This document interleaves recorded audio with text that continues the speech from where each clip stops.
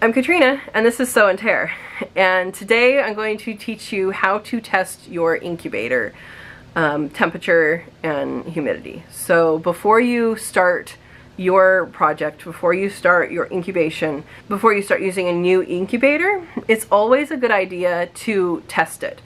So I have a forced air Incubator, and that's one of the styrofoam ones, looks like this, and the process is going to be the same for any incubator that you have.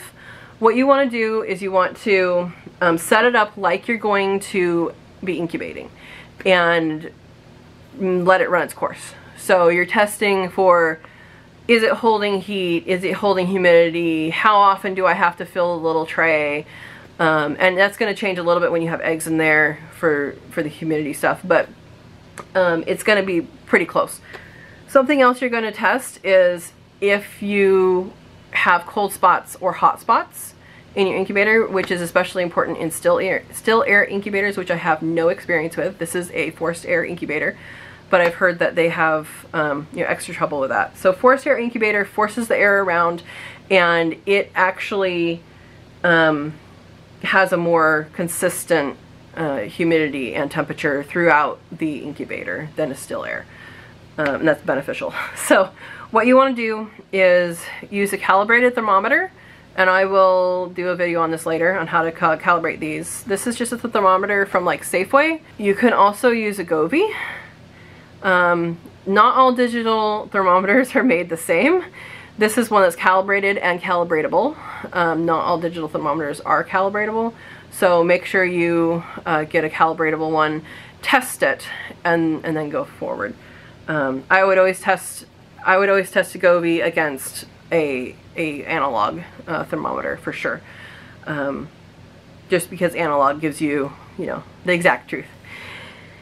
So what you're going to do is you're going to set up your incubator tray. You're going to put the water in the place that it needs to go. So like I start in number 4, and then in lockdown I move to number 1. But put the water in there, fill it up, and then you're gonna start putting this in a location. And you're gonna wait there for half a day, let's say. And you're gonna take the reading. And then you're gonna move over a little bit and do it again. Then you're gonna move over a little bit and do it again. And you're gonna do the middle, and you're gonna work your way around. And it's going to take a few days, but you will know after doing that if you have a hot spot, a cold spot. You can test that with your egg turner in it too. Your egg turner, have eggs in this. You guys see this? So the motor of your egg turner is going to put off more heat. So that corner is expected to have more heat. And you can test that. You can test how far that extra heat goes. Whether it's going to be an issue for your eggs or not. And so if I don't have a full tray, I'm going to leave this part open just because I know it's a little hotter. And yeah, I've put them all the way up and it's fine. Alright, so let's say you have your incubator, you've been testing it, you can look through and see what it is. You're following it, you're looking at this to see what it says here. Oh, is it right? Is it not right? And then once you've kind of figured that out and compared this to what's in there, and each time you move the Govee, this is the same thing for incubation when you add water. You're not going to take this and set it aside like this, okay? You're going to take it straight up and over as quickly as possible and set it down. And what that does is this motor is going to keep going because this thermostat is keeping going as well. It's going to warm up this area until it's the appropriate temperature. It thinks it's still in here, okay? If you put that upside down, this is going to run constantly until it heats up your whole room.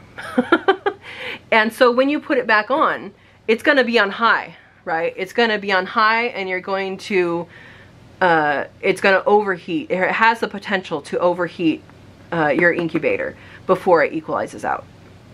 So that is why you don't turn it over. You can deal with things in here quickly. When you add water, you can just do that and then very quickly come over and put it back on. So that's how we're going to do that when you test it. That's how you're going to do that when you add water, and that is how you're going to do that when you're taking babies out. So that is that process. It's a lot of information that I think especially new people need to know, and I think it's important information if you want to be successful.